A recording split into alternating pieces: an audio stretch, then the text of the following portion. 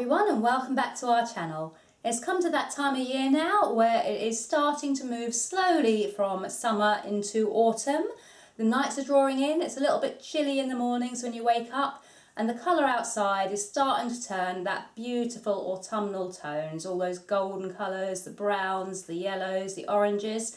And so with that in mind, we thought we would do a soap today perfectly themed for the autumn season.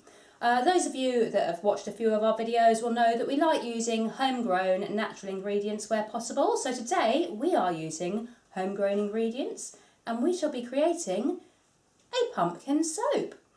It's the first time we've done this because we hadn't really thought about putting pumpkin in a soap before, but I grew some this year.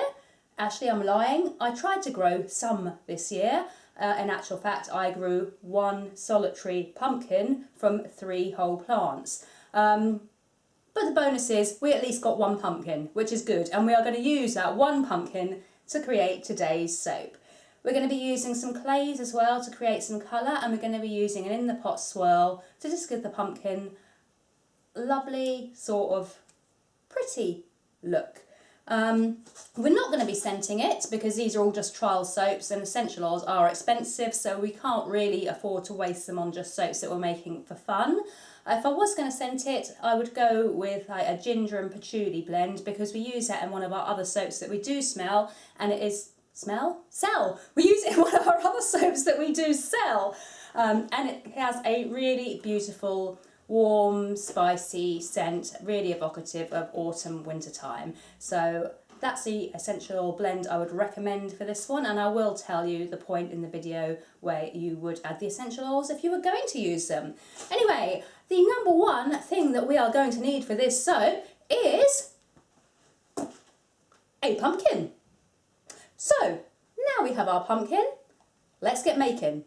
So here is our wonderful little orange specimen. He is rather on the small side, but he is small and perfectly formed. And what we're going to do is cook this down and make some puree out of it. And we're going to incorporate that puree into our soap. We will be discounting the water that we use to allow for the extra water that is in the puree. But we'll talk about that a little bit later on. And for now, we'll just get this little guy pureed up.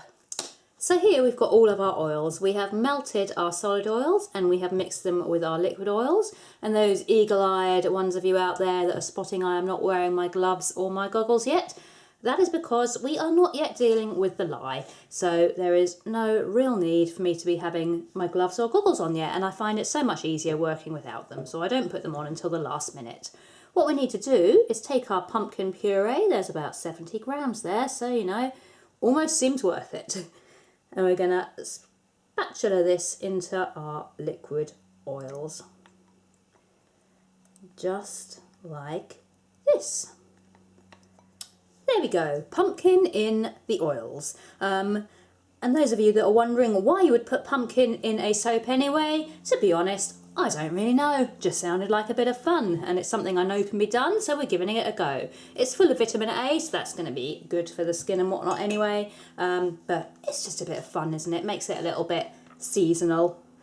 We need to blend it in really well so all of that puree blends nicely into the oil. So we're going to stick blend this for a while until it's nicely incorporated. There we go, that's the ticket. Pumpkin blended nicely into oils. Now we need to get our lye, so I will be putting my gloves and goggles on, and then it is standard soap making, as in lye into oils, bring to a trace, blah de blah de blah. So with gloves and goggles on, I am now going to add our cooled lye water into our oil and pumpkin mix, and then we're going to bring it to a light trace just past emulsion.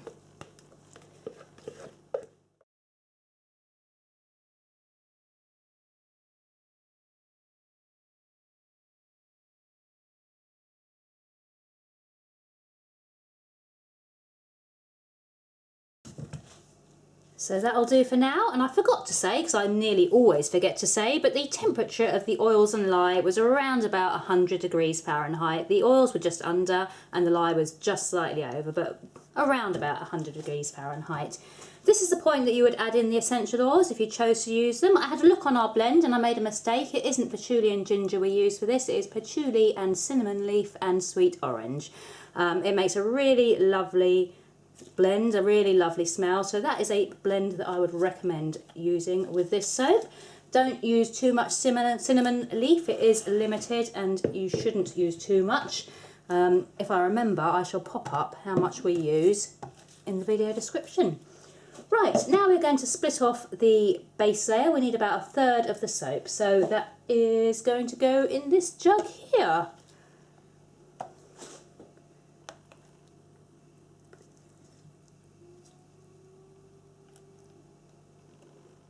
And I don't know about you guys out there, but when I think of autumn and pumpkins, I think of oranges, I think of browns, I think of yellows, all golden colours. So we're going to colour the base layer with some red Moroccan clay, which will give us a beautiful orangey red colour. I have got, how much have I got in here? About a teaspoon of the red Moroccan clay, which I've hydrated with a little bit of water. And we're just going to try and scrape this all out because these little ramekin dishes are a pain to get it all out of, but we'll do our best. And then we're going to use a stick blender again to bring it to a thicker trace so that all of that clay blends in nicely with the oils.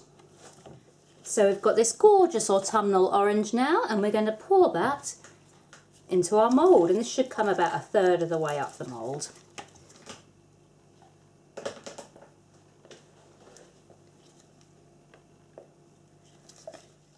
And now I need to set this to one side so it can firm up a little bit, and while it firms up we're going to create our in the pot swirl with our remaining batter and our remaining colours. So I've split the batter down again now, and we've got another 1/3 in here, and we are going to colour this with some white kaolin clay, about a teaspoon that I've hydrated with some water. And this is purely to make it a nice bright white colour. The pumpkin should hopefully naturally colour the soap a kind of yellow colour. I'm hoping just adding some white kaolin clay into here will keep this portion of the batter a whiter shade. So we're going to mix that one in like so.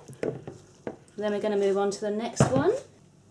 We've got about 140 grams of batter in here, and this one is going to be coloured with some more of our red Moroccan clay. This time there's about a half teaspoon I believe, which again has been hydrated with water. I'm trying to work fairly quickly because I do find that the clays can tend to make the soap thicken up rather quickly, and we're doing a drop swirl. No, we're not, we're doing an in the pot swirl, so we don't want it to thicken too much. So I'm just going to quickly whiz that in like so. Then we'll move on to the next one here. And for this portion we are using cocoa powder, about a teaspoon, again hydrated with some water, because I think brown is going to go really nicely with the orange and the yellows of this soap. Or at least I hope it is. So we'll get that just mixed in by hand. I might give it a little bit of a stick blend in a minute when we're completely ready to go, just so it helps it a little, but for now I'm just using the spatula to get them all in to begin with. And lastly we're going to colour this last portion with some annatto. And annatto should turn it a pretty yellowy orange colour. I'm hoping it's more on the yellow side than the orange, because we've already got the orange from the red Moroccan clay.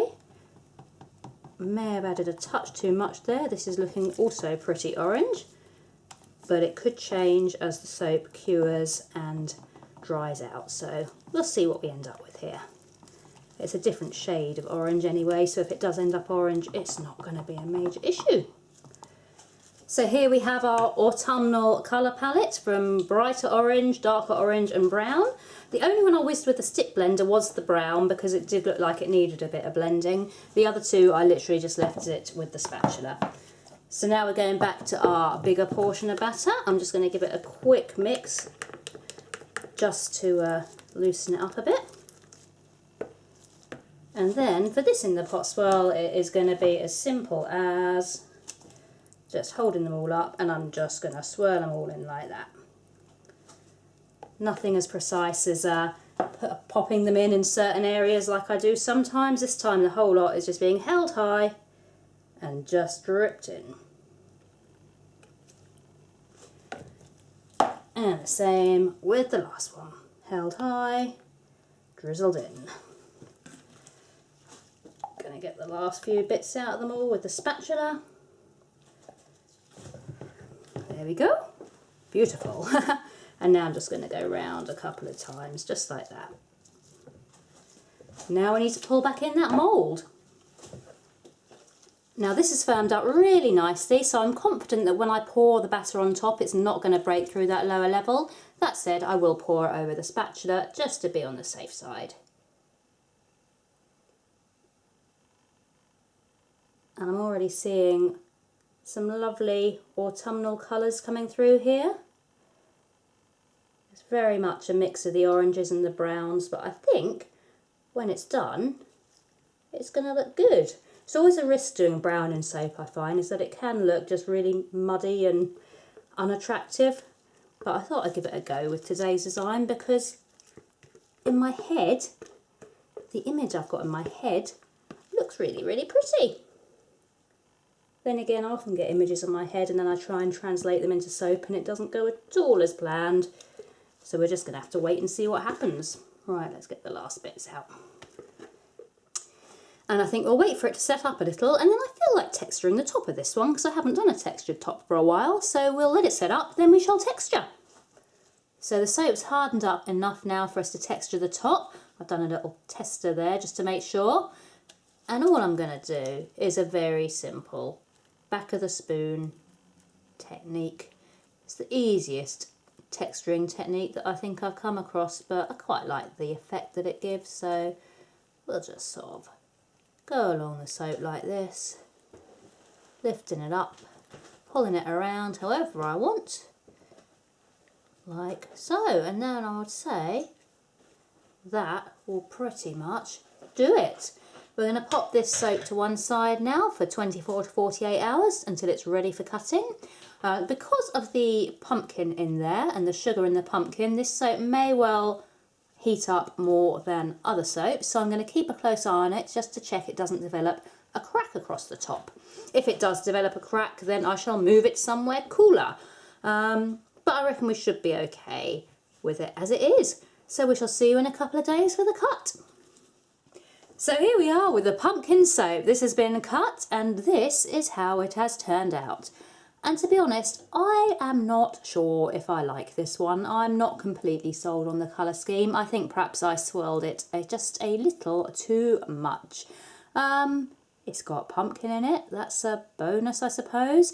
But not too sure. That's my honest analysis of this one. But we'll make soaps sometimes that we're not so sure about after they've been cut, and I think that this just happens to be one of those occasions. This is a point where I would normally cut down to a video of me saying goodbye, thanking you for watching.